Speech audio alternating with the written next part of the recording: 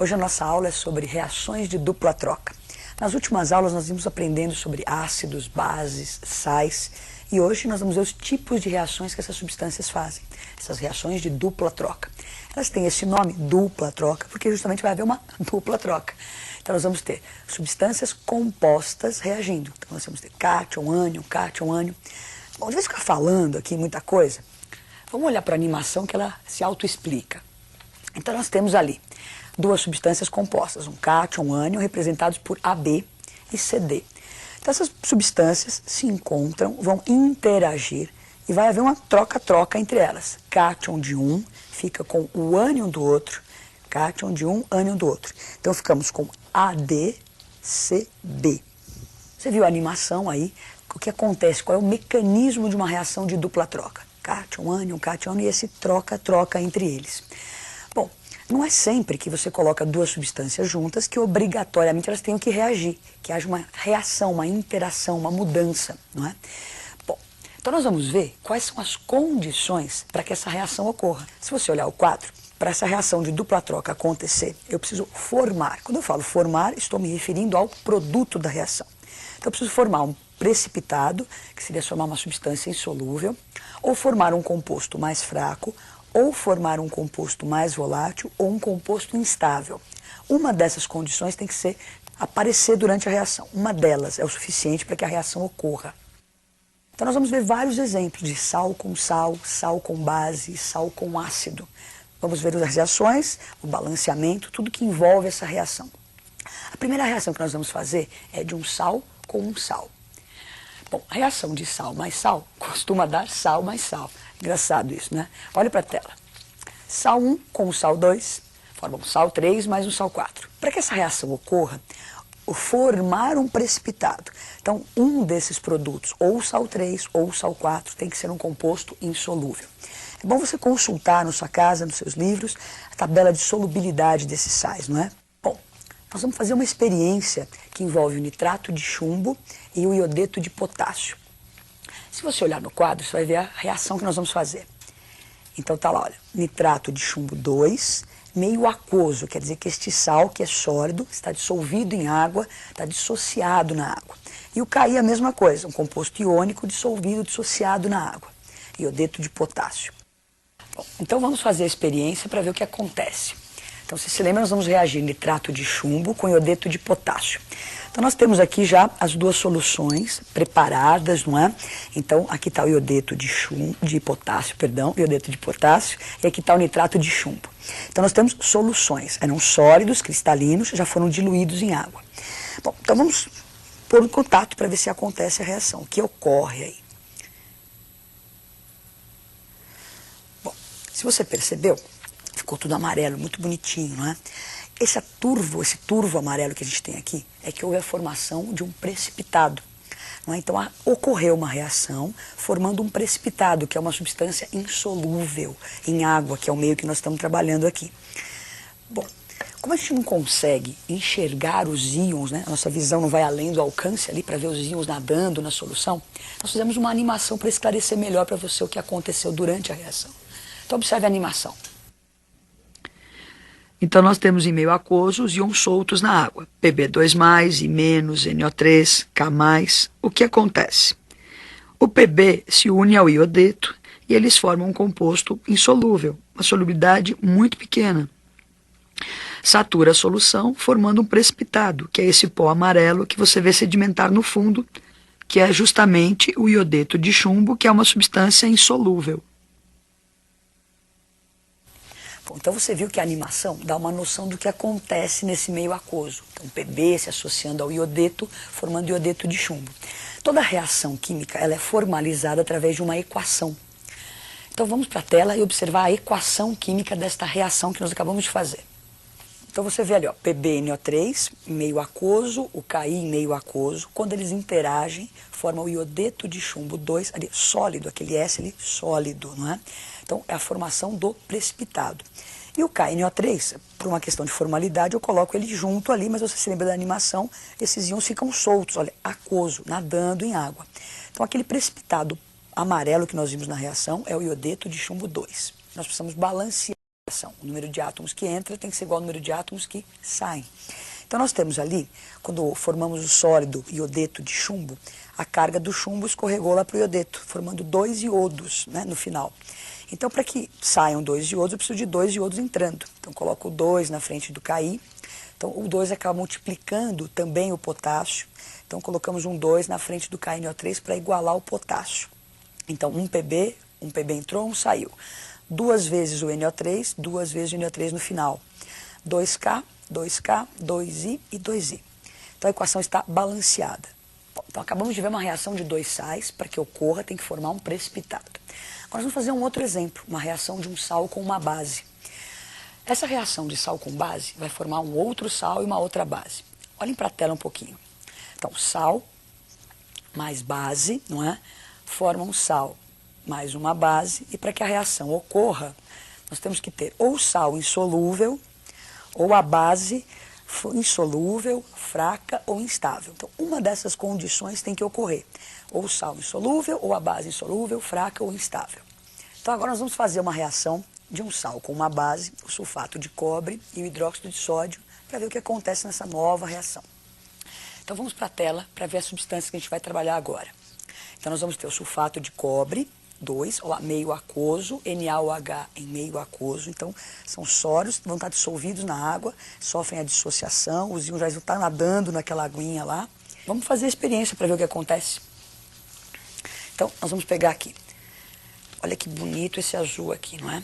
Isso é o sulfato de cobre. É bom que você se lembre, essa cor azul é uma característica do cobre, do íon cobre. Os vestibulares cobram essa coisa de cor.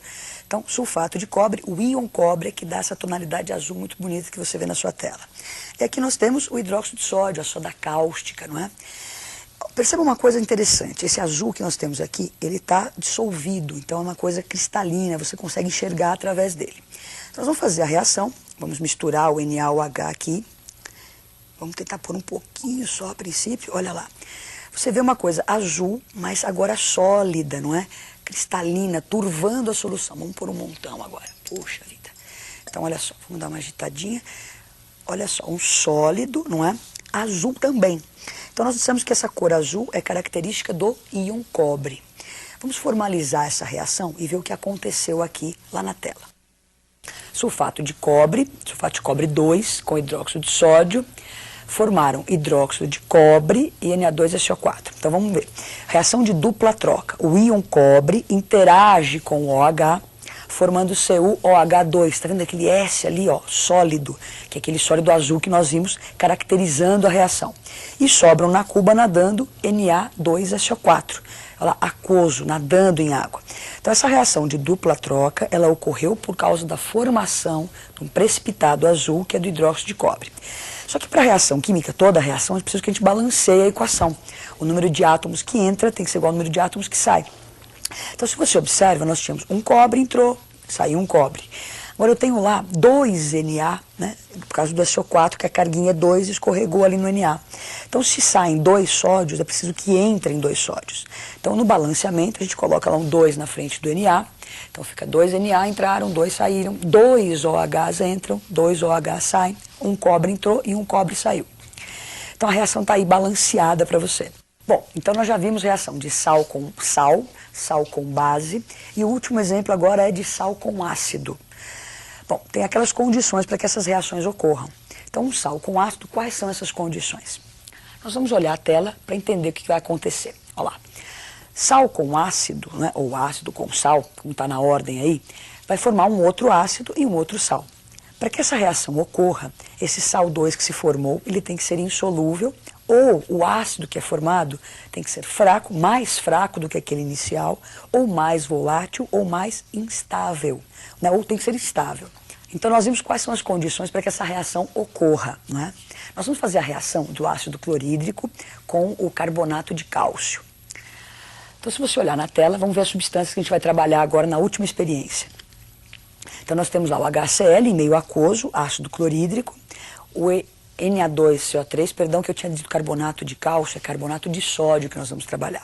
Então, o carbonato de sódio já está em meio aquoso. Nós vamos reagir essas duas substâncias e ver o que acontece. Então, podemos ir para a experiência, não é? Nós temos aqui, então, o ácido clorídrico. Deixa eu pegar o nosso carbonato, fazer uma troca aqui. Eu vou colocar o carbonato sólido para o efeito ser um pouquinho mais bonitinho, né? Para você se encantar um pouquinho mais com o efeito da reação. Então está aqui o carbonato de sódio e o ácido clorídrico. Então vamos observar a reação. Olha lá. Nossa, mas é um sonrisal, parece. Bolinhas efervescentes. Olha só. Oxe. Não é? Então ocorre uma reação, você vê a liberação do gás. Não sei se você consegue ouvir o barulhinho da efervescência característico, né, da liberação de gás carbônico. Então o sonrisal é uma coisa muito parecida que ocorre, a mesma história aqui, uma reação de um ácido com um carbonato. No seu vestibular, essas reações são muito comuns. Então, qualquer ácido, não precisa ser o clorídrico, e nós usamos aqui, é bom lembrá-los, né, o ácido clorídrico diluído. Por isso estamos aqui mexendo com a mão numa boa. É bom você trabalhar ou nem mexer com isso, que o ácido pode te queimar. Então nós temos o ácido clorídrico aqui, mas podia ser qualquer ácido, com qualquer carbonato, vai gerar essa efervescência. Por quê? Vamos entender melhor isso olhando a reação ali, equacionada. Então nós temos o HCl em meio aquoso, o carbonato de sódio em meio aquoso, eles interagem. A efervescência que nós vimos ali é aquela liberação do CO2 gasoso. Agora, de onde ele veio? Então nós temos, lembra que a reação é de dupla troca, cátion de um, ânion do outro. Então o cátion H+, se unem ao ânion carbonato, CO3.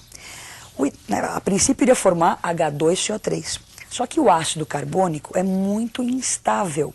Então ele se decompõe, você não escreve ele na reação, ele se decompõe formando CO2 mais água. E o NaCl, substância em meio aquoso, que fica nadando ali.